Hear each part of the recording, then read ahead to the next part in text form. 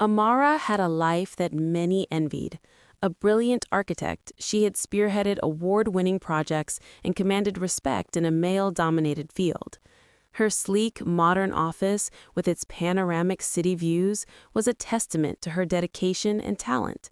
She loved the thrill of creation, the hum of productivity, and the satisfaction of seeing her designs rise from blueprints to tangible structures.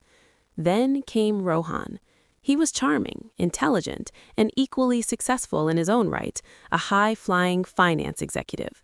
Their courtship was a whirlwind of dazzling dates and shared ambitions, and Amara, swept off her feet, believed she had found her equal.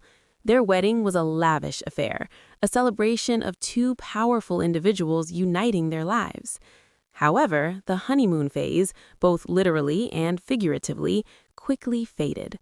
Rohan, once so admiring of her career, began to subtly, then not so subtly, suggest that her place was at home. "Darling," he'd say, his voice dripping with faux concern, "you work so hard.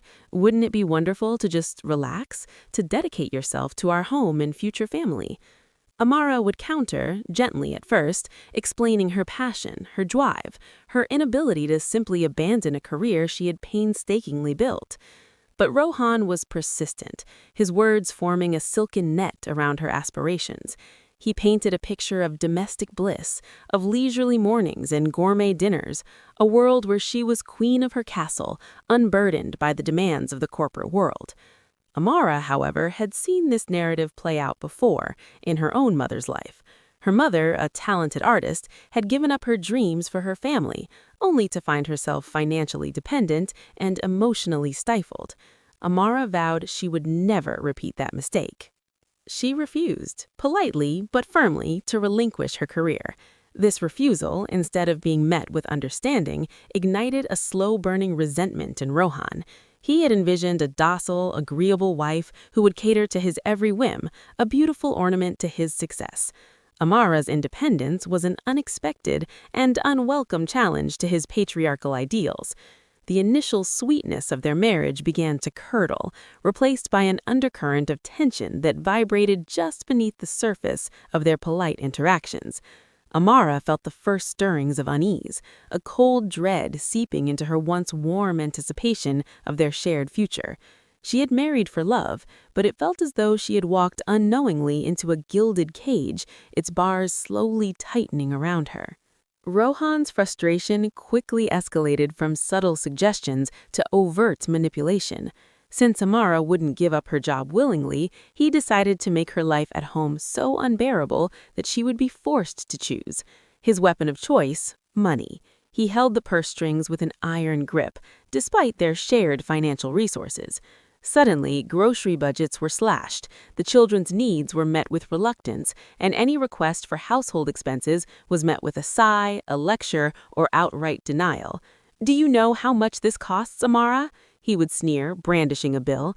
"Perhaps if you weren't so busy pursuing your hobby, you'd have more time to manage our finances properly." He conveniently forgot that Amara's hobby paid for a significant portion of their lavish lifestyle. Amara, ever resourceful, began to dip into her own savings for everyday necessities, refusing to let her children suffer or their home fall into disarray. She meticulously documented every expense, every refusal, a silent record of his deliberate cruelty. The once vibrant home became a battleground of wills, albeit a silent one. Rohan reveled in her discomfort, mistaking her quiet determination for submission. He believed by tightening the financial screws, he was asserting his control, proving his masculinity. He wanted a traditional wife, a woman who would orbit his world, not one who had a universe of her own. He would leave the house in the mornings with a smug look, certain that his tactics were working, that Amara was slowly but surely bending to his will. He imagined her stewing in frustration, her career aspirations crumbling under the weight of domestic pressure. What he failed to see was the flicker of defiance in her eyes, the steel in her spine that only strengthened with each act of his petty tyranny. Amara cleaned, cooked, and cared for her children, her movements precise and efficient, her face a mask of serene calm that infuriated Rohan even more. Her silent humming, a soft melody she carried through the house, became a symbol of her resilience, a quiet rebellion against his oppressive silence and constant criticism. He hated that she could find joy, even a small measure of peace, amidst his orchestrated chaos. It was a clear indication that his plan was failing, that she was not breaking, but hardening. Rohan's tactics grew increasingly desperate. When financial deprivation didn't yield the desired results, he resorted to a more direct and far more sinister threat. One evening, after a particularly silent and tense dinner, he leaned back in his chair, a menacing glint in his eyes. "You know, Amara," he began, his voice deceptively calm, "I could just call your office, explain that you've decided to prioritize your family, tell them you're resigning." Amara felt a cold knot tighten in her stomach. This wasn't just about money or control anymore. It was about destroying her identity, dismantling the very foundation of her self-worth. Her career was more than just a job. It was a part of who she was, a canvas for her creativity and intellect. "You wouldn't dare," she responded, her voice trembling slightly despite her efforts to remain composed. "That would be an act of sabotage." Rohan merely smirked. "Oh, but I would. What's more important, Amara, your ego or your family's harmony? Think of the children. Do you really want to put them through a messy divorce just because you insist on being so stubborn?" The veiled threat of divorce, coupled with the thought of him brazenly calling her workplace, sent a shiver down her spine. He was truly capable of anything, she realized. His need for control had morphed into something ugly and destructive. She knew deep down that he wouldn't hesitate to carry out his threat, convinced that it was the only way to bring her to heel. That night, Amara lay awake, staring at the ceiling, her mind racing. The illusion of a loving partnership had shattered completely. She was living with a man who was actively trying to destroy her under the guise of wanting a traditional family.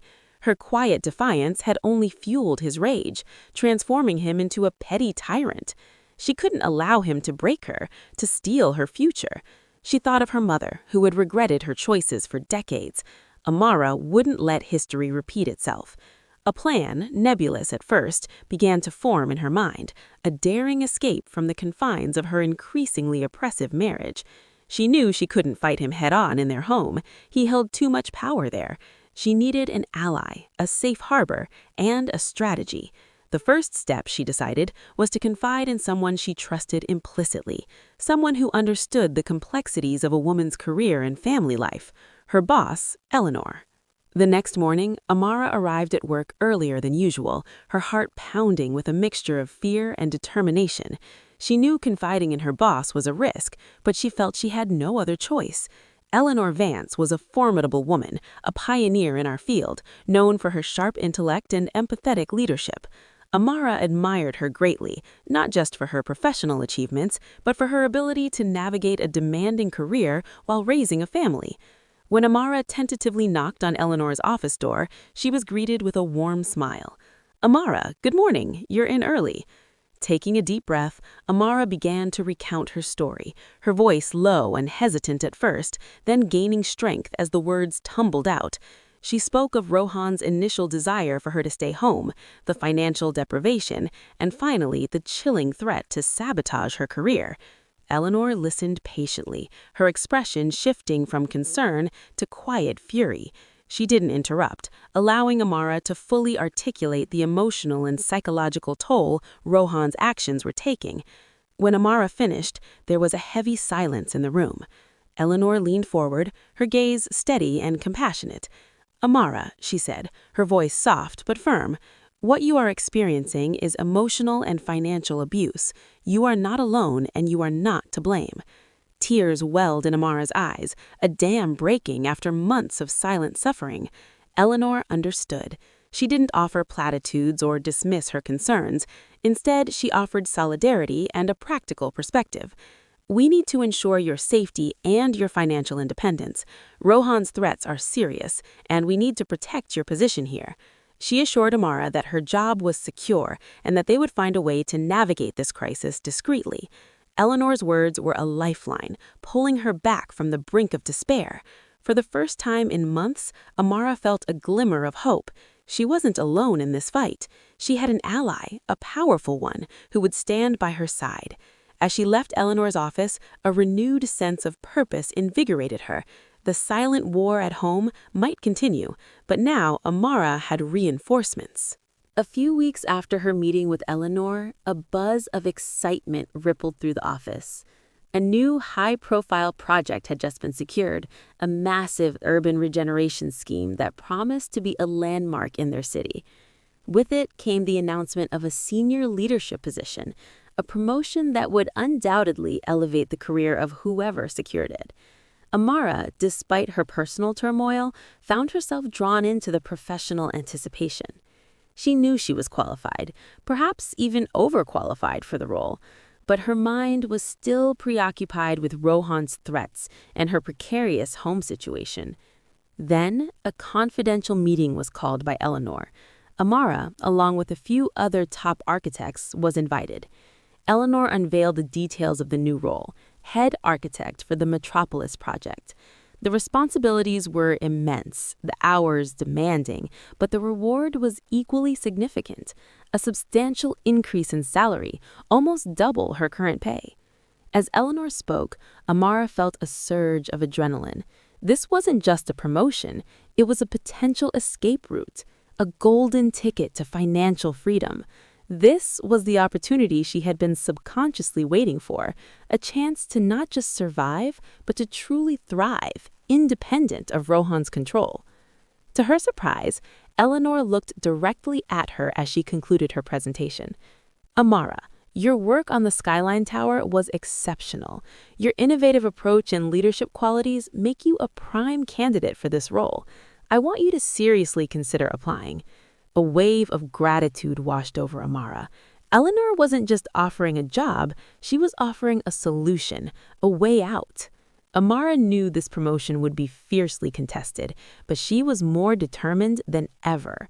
She would pour every ounce of her energy into securing it. This wasn't just about career advancement anymore.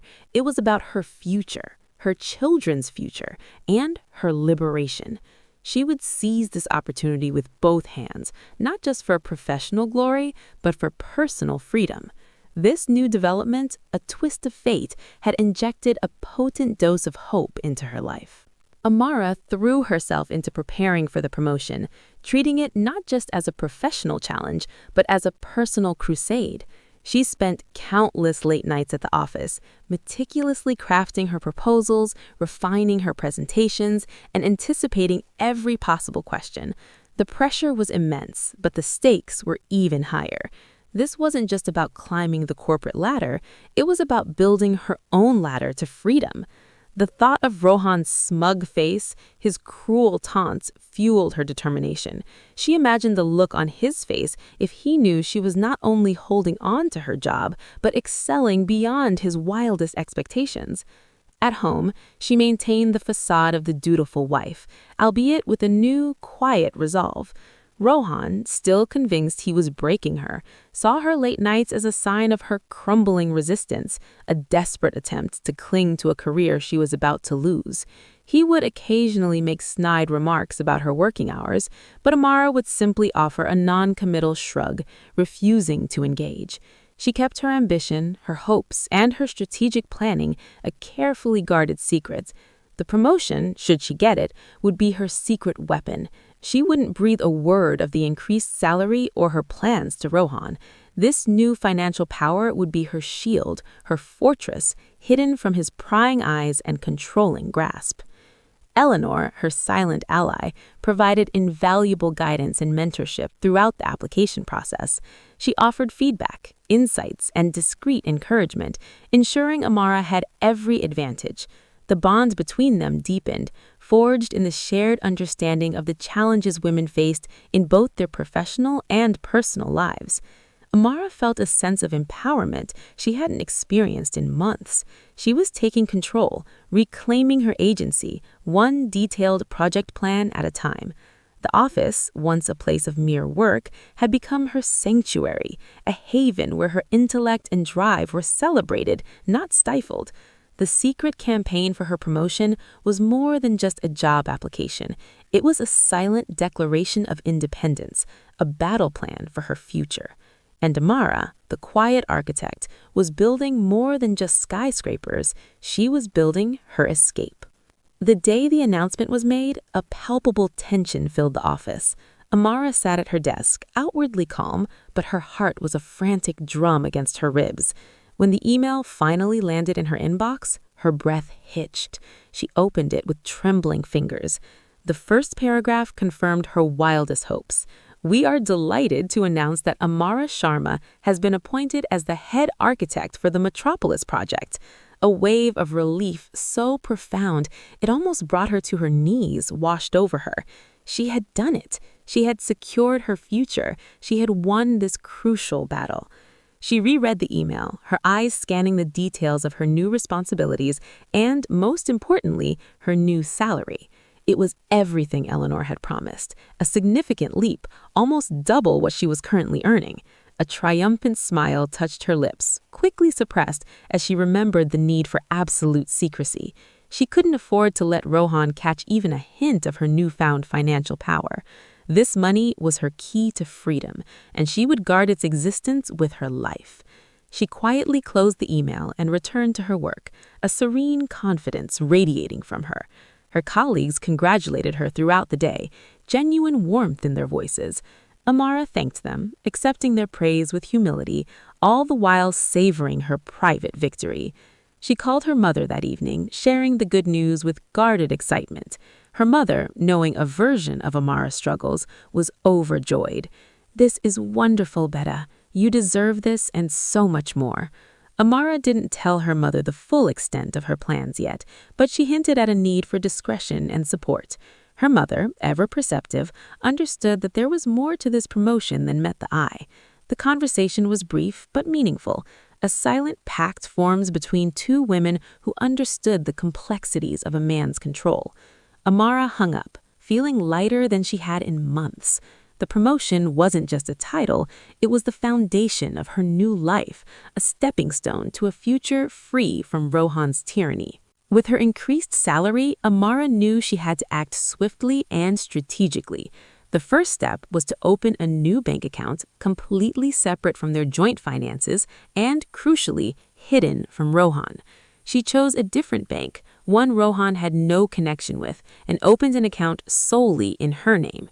Every month, a significant portion of her new, larger salary was discreetly transferred into this secret account.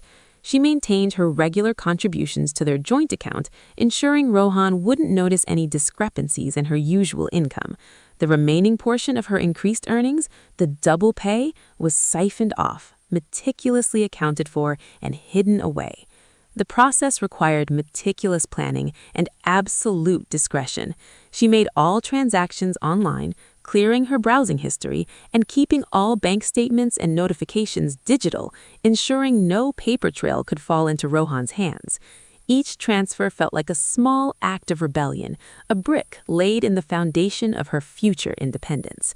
The balance in her secret account grew steadily, a tangible symbol of her growing power. It was a stark contrast to the financial deprivation Rohan inflicted at home. While he meticulously withheld money for groceries, Amara was quietly accumulating a fortune, a silent testament to his misjudgment and her resilience. Her mother was her only confidant in this financial maneuvering. Amara explained her plan in detail, and her mother, a woman who had learned the hard way about financial dependency, became an eager accomplice. She understood the critical importance of keeping this secret, not just for Amara's independence, but for her safety. "We'll make sure he never finds out, Betta," her mother promised, her voice filled with fierce protection.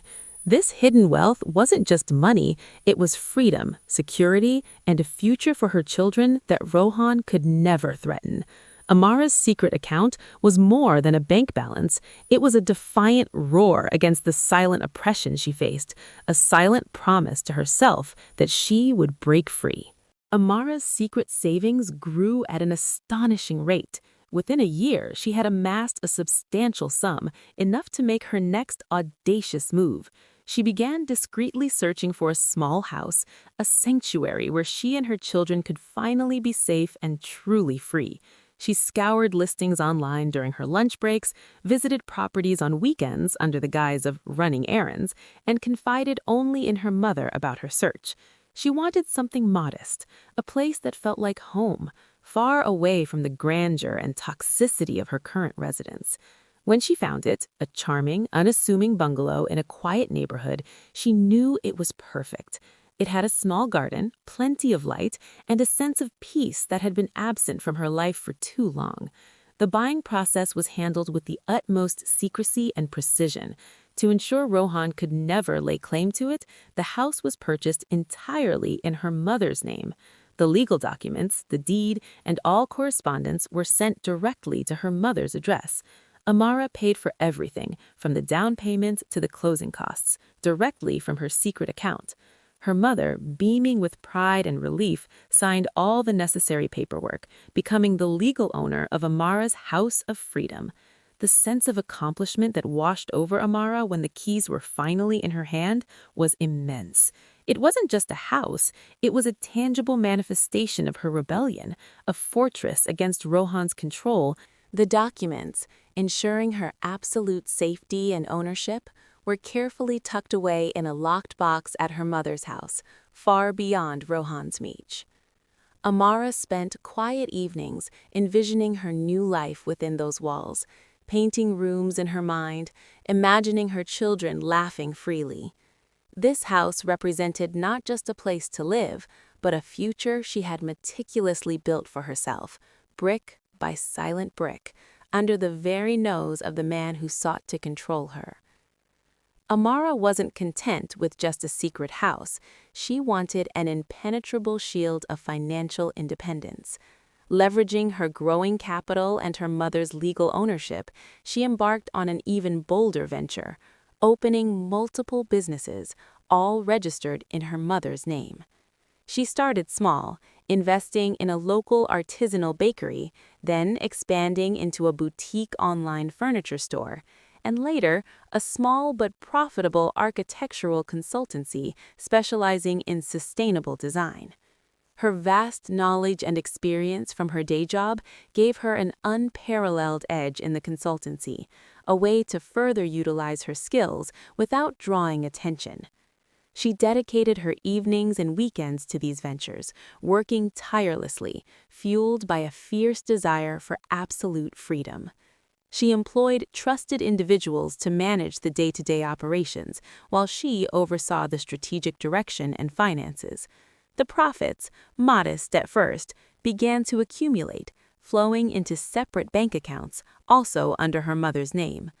This multi-pronged approach ensured that even if Rohan somehow discovered her main secret account, or the house, there would be an entire network of assets he could never touch.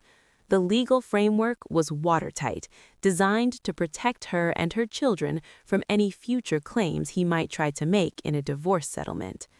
Her mother, now a registered businesswoman, reveled in her new role. She learned the ropes quickly, proud to be an integral part of Amara's escape plan. They would have clandestine meetings, discussing business strategies over tea, their conversations filled with whispered excitement and shared determination. Rohan remained oblivious, convinced that Amara was simply working longer hours at her demanding job. He saw her exhaustion, but misinterpreted it as a sign of her weakening resolve, never suspecting that she was quietly building an empire from the ground up, an empire designed to emancipate her. Amara, the quiet architect, was not just building buildings, she was constructing a legacy of freedom, a testament to her unyielding spirit and strategic brilliance. As Amara's secret life flourished, a profound change began to manifest in her demeanor at home. The constant tension and fear that had once clouded her days slowly dissipated, replaced by a quiet, almost serene joy. She moved through the house with a lightness in her step, a gentle smile often playing on her lips, and she hummed. It started subtly, a soft, tuneless melody under her breath as she prepared breakfast or tidied up after the children. Soon it became a regular accompaniment to her chores, a quiet, lyrical soundtrack to her newfound inner peace. It was a habit she hadn't realized she had picked up, an outward expression of her inner world. Rohan, ever watchful and suspicious, noticed the change. He observed her movements, her peaceful expressions, her humming, and a cold dread began to creep into his heart. He had expected her to break, to become desperate, to beg for his approval and financial support. Instead, she was radiating an inexplicable calm, a self-contained happiness that baffled and infuriated him. Her humming, once barely noticeable, became a grating sound to his ears, a symbol of her impenetrable spirit. It was the sound of her happiness, a happiness he had tried so hard to crush. He tried to provoke her, to shatter her serenity. "What are you so cheerful about?" he would snap, his voice laced with venom. "Did you finally realize how much you need me?" Amara would simply offer a polite, non-committal answer, her smile unwavering, her humming never faltering. Her inner world was now a fortress, impervious to his barbs. He recognized the signs, the quiet strength, the unshakable resolve.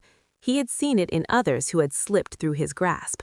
Amara was no longer afraid of him. She was no longer dependent. He dimly understood that if he pushed harder, if he continued his petty tyrannies, she would simply leave, and she would be not just free, but happier without him. The hummingbird's song was her quiet declaration of victory, a melody of emancipation that echoed through the hollow halls of his control. Rohan's initial annoyance at Amara's humming slowly morphed into a gnawing unease. Her quiet contentment was a direct contradiction to his belief that he was effectively making her life miserable. He had expected tears, arguments, desperate pleas for money, anything that would confirm his dominance. Instead, he was met with her serene smile and that infuriating, gentle hum. It felt like she was deliberately mocking him, or worse, that she genuinely didn't care about his attempts to control her.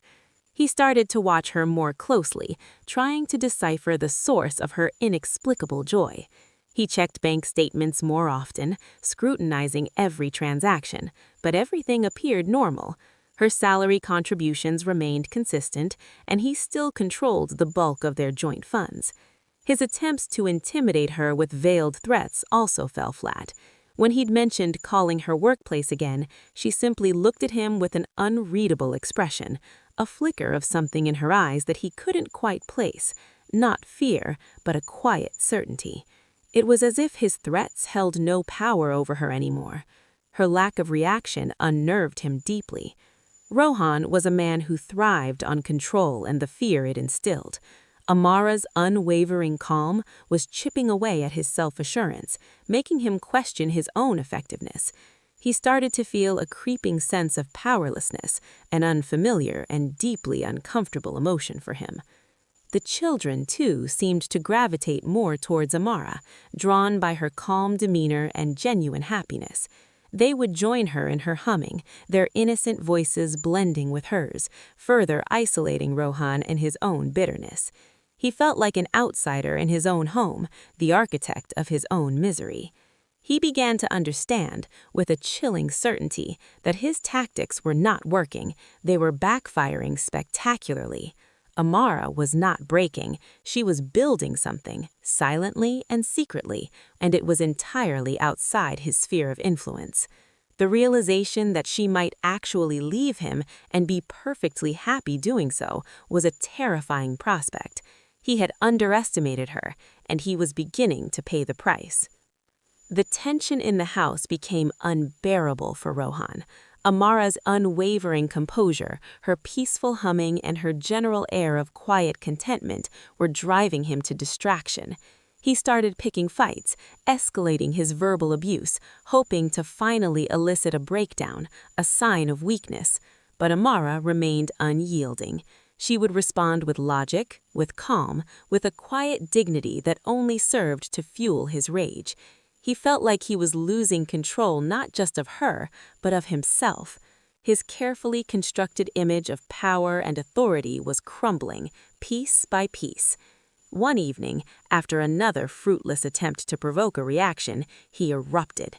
"What is wrong with you, Amara? Why are you always so happy? Don't you care that our marriage is falling apart? Don't you care that I'm miserable?" He was begging for a response, any response that would reaffirm his place in her world. Amara looked at him, her eyes clear and unclouded by anger or resentment. "Rohan," she said, her voice soft but firm, "our marriage began to fall apart when you decided my aspirations were less important than your desire for a subservient wife." Her words, delivered without malice but with absolute truth, struck him like a physical blow. He saw the truth in her eyes, the complete detachment. She wasn't fighting him, she was simply existing beyond his reach. The silent threat of her leaving, of her being genuinely happier without him, solidified into a terrifying certainty. He had pushed too hard, and now he was facing the consequences. He had underestimated her strength, her intelligence, and her unwavering spirit. The thought of losing her, not because she was defeated, but because she had outgrown him, was unbearable. He realized with a sickening lurch that he was the one trapped, caught in the web of his own making, watching her quietly disentangle herself. One quiet Saturday morning, Amara approached Rohan with a calm resolve etched on her face. The children were at her mother's house, a deliberate choice for this pivotal conversation. "Rohan," she began, her voice steady, "we need to talk, truly talk, without anger or accusers." He looked at her, apprehension flickering in his eyes. He knew this was coming. He could feel the shift in the air, the undeniable certainty that his control had evaporated. Amara laid out her terms calmly and concisely. She explained that their marriage was over, not because of a single argument, but because of his deliberate campaign to undermine her, to control her, and to destroy her professional life. She spoke of the financial deprivation, the threats, and the emotional toll it had taken. She didn't raise her voice, didn't accuse, but simply stated the facts of their shared history. She then dropped the bombshells, one by one. "I have purchased a house for myself and the children. It is in my mother's name, as are the businesses I have established to secure our future. You have no claim to any of it." Rohan stared at her, his face pale, his jaw slack. The architect of his misery was not Amara, but himself. He saw her for the first time, not as a defiant wife, but as a brilliant, strategic woman who had meticulously planned her escape right under his nose. The humming, the quiet joy, the serene confidence, it all made sense now. She had built an empire while he was busy trying to dismantle her. He tried to protest, to threaten, to bluster, but his words held no conviction. He knew it was futile. She was impregnable. Amara simply stood firm, her gaze unwavering.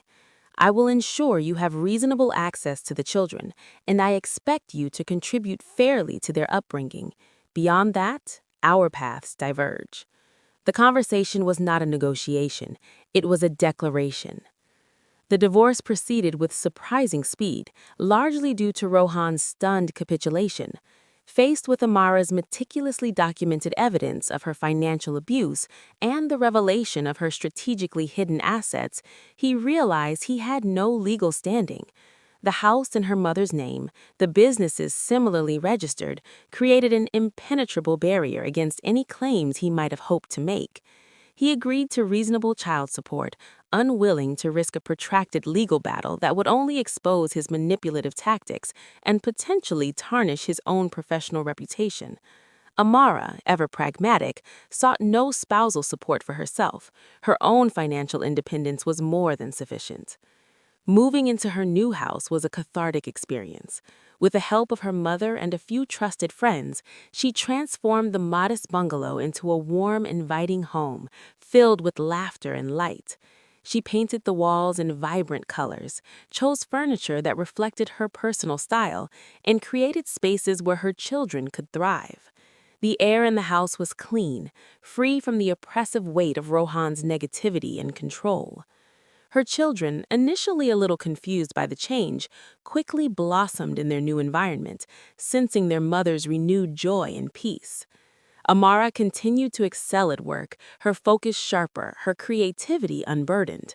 The Metropolis project thrived under her leadership, becoming a celebrated success. Her businesses also flourished, providing her with additional streams of income and a profound sense of entrepreneurial accomplishment. She had truly built an empire, not of conquest, but of freedom and self-sufficiency. Her evenings were now spent with her children, reading stories, playing names, and simply enjoying their company, without the constant undercurrent of tension. Her humming was no longer a quiet defiance, but a joyful melody, a soundtrack to her new beginning. She had not only escaped a gilded cage, she had soared far beyond it into a boundless sky of her own making. Years passed, and Amara's life continued to flourish. Her architectural career reached new heights, her businesses expanded, and her children grew into confident, happy individuals. The little bungalow she had bought in her mother's name became a beloved home, filled with memories of laughter and peace. Rohan, on the other hand, found himself increasingly isolated. His attempts to find another wife who would fit his traditional mold proved futile. Women, drawn to his initial charm, quickly recoiled from his controlling nature. He watched from a distance as Amara's successes became public knowledge, a bitter pill to swallow.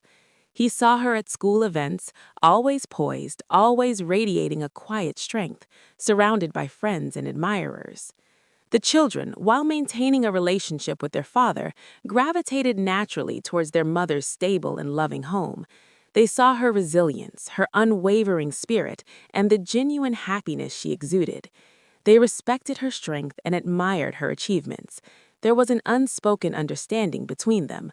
Amara had not only survived his attempts to break her, she had thrived, becoming an even more formidable and inspiring woman.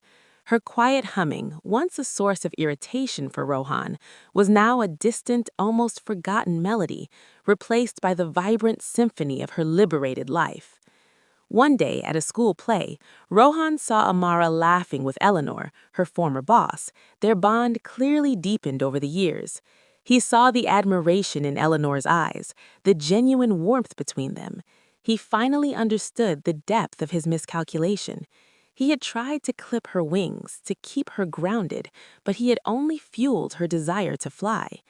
Amara had not only escaped his prison, she had built her own magnificent world, one he could never enter or control. Her happiness, once a mystery, was now a clear, undeniable truth. And he knew without a shadow of a doubt that she was truly, unequivocally happier without him. Amara, the quiet architect, had not just built structures of steel and glass, she had built a life of unshakable joy, a masterpiece of resilience and self-determination. If this story touched you, don't forget to like the video and subscribe to the channel for more stories that inspire, teach, and entertain. Until next time, bye!